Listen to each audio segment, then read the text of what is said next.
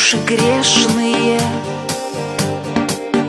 а упавшую звезду не поднять. И куда теперь бегут воды вешние, никому и никогда не понять.